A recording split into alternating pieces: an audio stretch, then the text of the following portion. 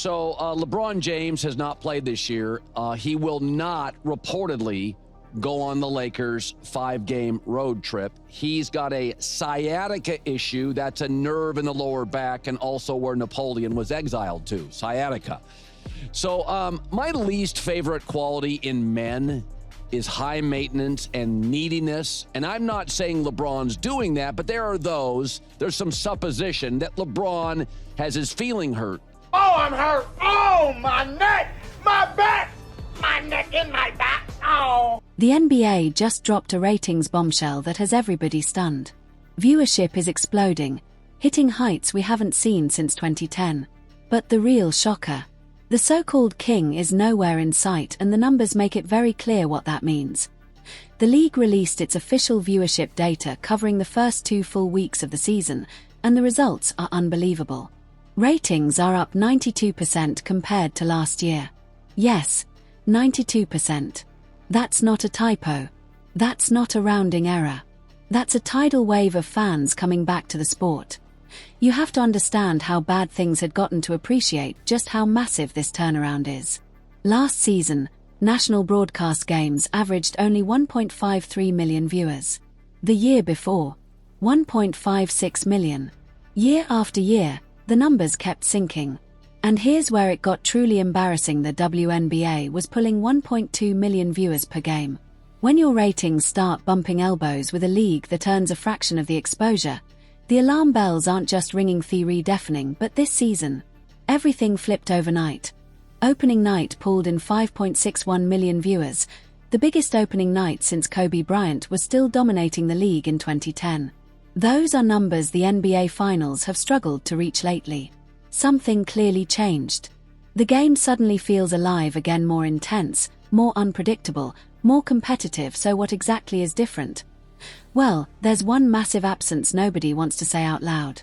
LeBron James, the face the league has promoted non-stop for 2 decades, playing in these early season marquee matchups. And the ratings spike speaks louder than any debate ever could. LeBron's going to be watching this team while he's out. And if while he is out, they are struggling, that could lead to the next step. Down court, Reeves, dug it in. Doncic, 47. And that'll do it. A disheartening defeat. Underneath, here's Luka. He puts it up. He puts it in and one. And the Lakers are on their way to evening their home record at 2-2. Flashback. Remember what Shams was told by Rich Paul? That the Lakers, Rich and LeBron, they'll be watching every move because the priority at this stage is to win. Right. If they're not winning, maybe he's going to have to go elsewhere. For more than a decade, fans have watched LeBron James carry himself like he owns the NBA's self-proclaimed king, the chosen one, the guy who casually calls himself the GOAT every chance he gets. But while he was busy building his own mythology, something else was happening behind the scenes. The league that millions once adored was quietly being damaged, and LeBron was at the center of ITTOC where it all went wrong. You have to go back to 2010, that's when LeBron orchestrated the decision, the infamous televised spectacle where he announced he was taking his talents to South Beach. It wasn't just a free agency choice. It was the moment the modern super team era was born, and it crushed real competition in the NBA. From 2011 to 2020, basketball became predictable, almost scripted. LeBron bounced from one loaded roster to the next, first Miami with Dwayne Wade and Chris Bosh. Then back to Cleveland, conveniently upgraded with Kyrie Irving and Kevin Love. Then Los Angeles, where the Lakers scrambled to bring him star after star after star. Every stop followed the same pattern: stack the deck, stack the roster, stack the odds. It wasn't about beating the best. It was about assembling the best for himself. And fans noticed. Why tune in when you already know how the story ends? The magic of sports is unpredictability. LeBron's era replaced that with inevitability. And it didn't stop with him. His player empowerment wave became a blueprint for the entire league. Durant jumped to a 73-win Warriors squad. Stars demanded trades every off-season. Loyalty became meaningless. Teams couldn't build identities. Fans couldn't stay invested. The competitive spirit that made the NBA great slowly evaporated, and LeBron was the one leading the charge. But the worst part wasn't even the super teams. LeBron helped normalize something far more damaging: not trying. Load management became a league-wide lifestyle. Players sitting out perfectly healthy, stars resting during marquee matchups, fans spending hundreds, sometimes thousands on tickets only to watch their favorite players appear in designer sweats on the bench. IT turned the regular season into a joke. This rest stuff just drives me crazy. You're playing basketball for a living, okay? I understand if you're working in a coal mine that you may need a rest day after it. You're playing basketball. Fans were getting tired of watching players give half-effort defense or no defense at all. The game had started to feel softer, slower, and less exciting. And while LeBron wasn't the only one guilty of it, he was definitely the most visible. The face of the league taking nights off, the self-proclaimed greatest player ever skipping regular season games that fans spent real money to attend, that became a problem.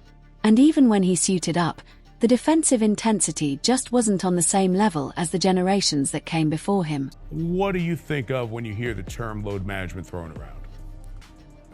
It shouldn't be needed, first and foremost. You know, I never wanted to miss a game because it was an opportunity to prove. It was something that I felt like, you know, the fans are there to watch me play. I want to impress that guy. Flashback. But you have to really play hard. Does that hurt you physically? No, because when I play hard all the time. You know, there's no turn it on here, turn it off here. It's just 110% at all times. The NBA just dropped a ratings report that has everyone stunned. Viewership is exploding, numbers we haven't seen since 2010. But here's the plot twist nobody expected. The league's so-called king is nowhere in sight, and the numbers make it painfully clear what that really means. Let's break it down. The NBA released its official viewership numbers for the first 2 full weeks of the season, and they're unbelievable, a 92% increase from last year, not a typinity 2%. The league hasn't hit numbers like this since the Kobe era. And to really understand how insane this turnaround is, you have to remember how bad things got. Last season, 1.53 million viewers per game. The season before, 1.56 million, just decline after decline. T got so bad that the WNBA was pulling in 1.2 million viewers a game. When the women's league starts creeping up on you, you know the product is broken. But this year, everything flipped. Opening night alone pulled 5.61 million viewers, the best since 2010. Those are numbers recent NBA finals struggled to reach. So what changed? Well, there's a giant, obvious absence nobody wants to talk about: LeBron James. For the first time in years, the NBA isn't orbiting around him, and the league suddenly feels alive again. For years, fans watched players walk through games, playing soft defense, giving half effort, sometimes no effort at all. And let's be real, LeBron wasn't the only one doing it, but he was the most visible. The face of the league taking nights off, load managing, and jogging through defensive possessions while fans paying hundreds of dollars sat there wondering why they bothered. And at the same time, salaries kept skyrocketing. Players made more money than ever, while playing harder than ever to avoid playing. The product suffered. Games turned into predictable three-point marathons. No creativity, no intensity, no soul. Fans noticed, and they started changing the channel. But then something amazing happened. With LeBron sidelined these last few weeks due to his sciatic injury, we finally got to see what the NBA could look like without him dominating every storyline, and it's been incredible. Nikola Jokic is putting together his 6th straight career year. How is that even possible? He keeps getting better every season, dominating without drama, without super teams, without chasing headlines. Just pure, beautiful basketball. Giannis? Still a machine. A 2-time MVP giving max effort every single night. No load management. No excuses. Luka Doncic is going nuclear, nearly a 37-point triple-double to start the season. Those aren't video game numbers. That's reality. Victor Wembanyama has the Spurs sitting in the 2 seed.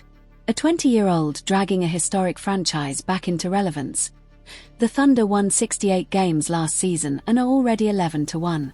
They're on pace to become just the 3rd 70-win team in basketball history. That's history in real time. And the Detroit Pistons, yes.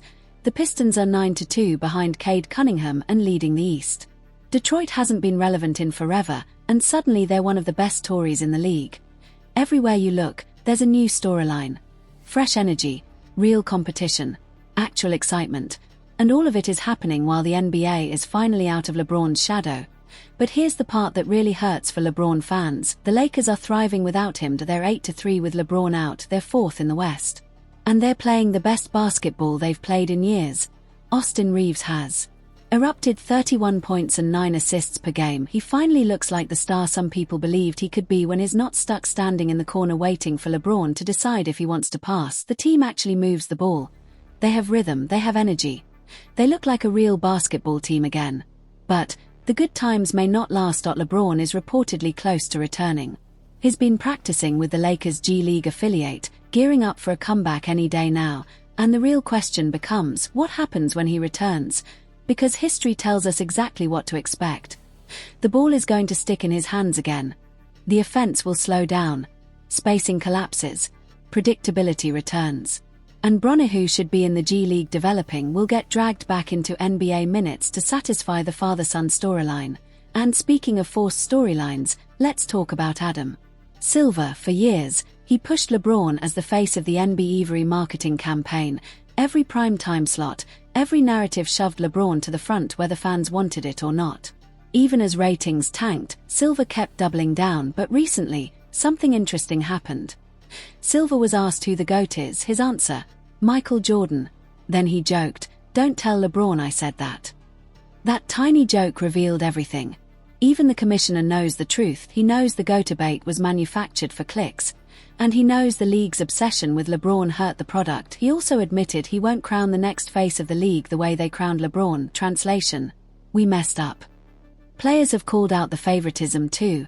Isaiah Thomas blasted the league for giving LeBron special treatment, things other players would be fined or suspended for. And then there's the Bronny situation. The Lakers drafted him to keep LeBron happy. Not because Bronny was ready. Not because it made basketball sense. But because the league bent over backwards to protect the LeBron brand, and fans were fed up. Compare that to 2010, back when Kobe was the face of the NBA. The product was competitive, exciting, unpredictable. Ratings were high, fans were invested. Multiple teams could win the title. Basketball was must-watch television. Then LeBron's super team era began, and ratings slowly died. Now fast forward to today. The first weeks of this season are the best the league has looked in over a decade. Viewership up 92%. Young stars thriving. Competition real again, and the one common factor. LeBron James is not on the court. He turns 41 in December. His era is clearly ending, and honestly, for the sake of the league, it needs to. The ratings tell the story loud and clear. The NBA doesn't need LeBron anymore. In fact, it's better without him. The future is here. Fresh stars, real battles, new narratives, and the NBA can finally breathe again. So what do you think? Is this ratings surge a coincidence? Or is the league truly better without LeBron at the center of everything? Drop your thoughts in the comments. And if you want more breakdowns like this, make sure to hit that subscribe button and turn on notifications so you never miss a moment. The league is changing fast, and we're here to cover all of it.